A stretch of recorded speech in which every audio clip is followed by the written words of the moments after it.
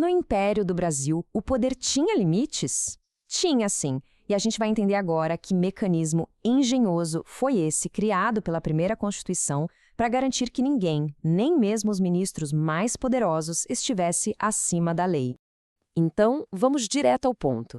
A questão central para o império que estava nascendo era, bem, como ter um monarca sem que isso vire uma tirania?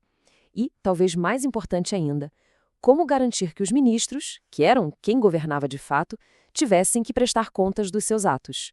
A resposta, a grande solução, veio na Constituição de 1824. Foi criado ali um mecanismo pensado para ser um freio, sabe?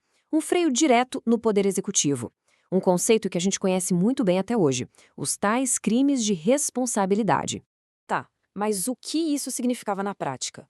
Bom, a ideia era bem direta. Se um peixe grande do governo pisasse na bola, desrespeitasse a Constituição ou as leis, ele não saía impune. Tinha que encarar um processo que era, olha que interessante, uma mistura de política com justiça. E o mais fascinante aqui é que a lei era super clara.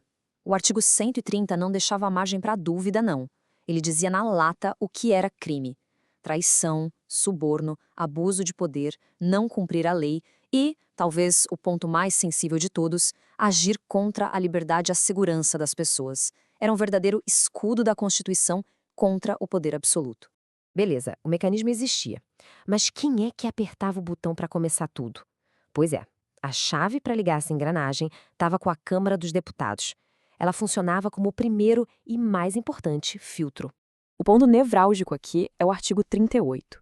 Ele estabelecia que só e somente só a Câmara podia bater o martelo e dizer se uma denúncia contra o ministro tinha pé e cabeça para virar uma acusação formal.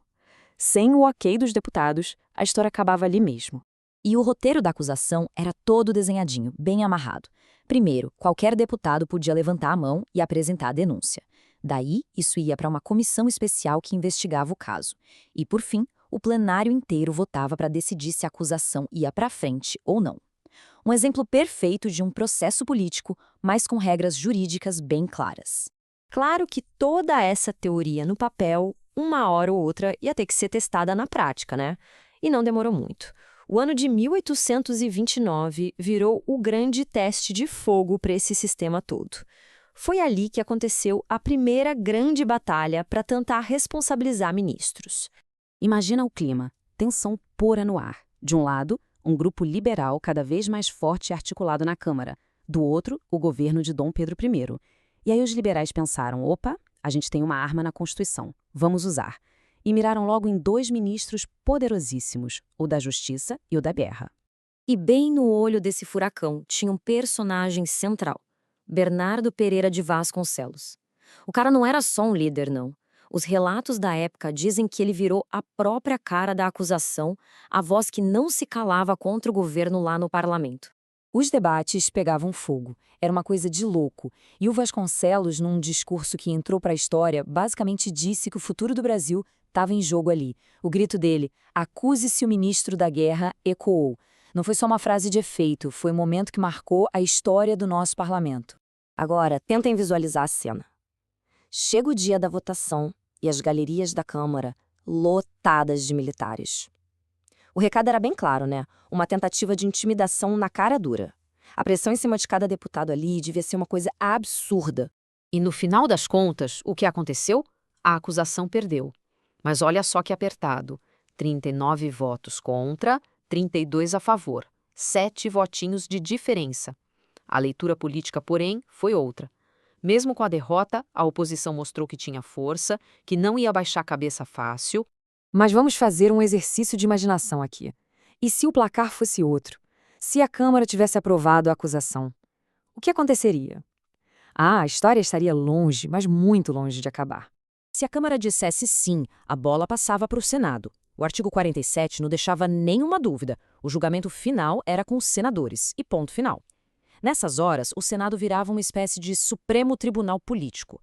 E o poder desse tribunal era uma coisa gigantesca. Ele podia julgar não só os ministros, mas, olha, basicamente toda a cúpula do Império. Gente da família imperial, outros senadores e deputados e até os juízes do Tribunal Supremo.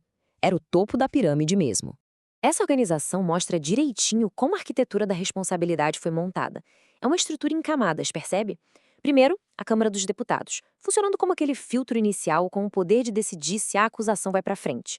Depois, o Senado, que era o grande tribunal, julgando a elite do império. E aqui vem a parte que amarra tudo.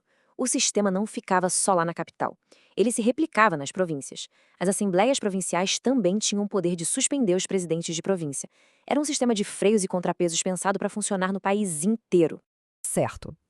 Então, no fim do dia, qual foi o legado daquele embate todo de 1829? Afinal, ninguém foi condenado, né?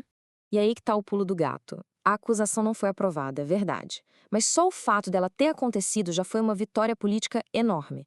Foi a prova de que o parlamento tinha dentes, que não era só um fantoche. Mostrou que a Constituição não era um livro bonito na estante, era uma ferramenta real que podia ser usada. Aquele confronto de 1829 foi um divisor de águas para a política brasileira. E tudo isso deixa uma pergunta no ar para a gente pensar. Um processo de responsabilização, mesmo que não termine em condenação, já não serve para fortalecer o sistema? A história daquele ano, de 1829, parece dizer que sim, que às vezes o caminho é tão ou mais importante que o destino final. O simples fato de um mecanismo de controle existir e, mais importante, ser usado, já é um sinal de vitalidade política. Fica aí a reflexão.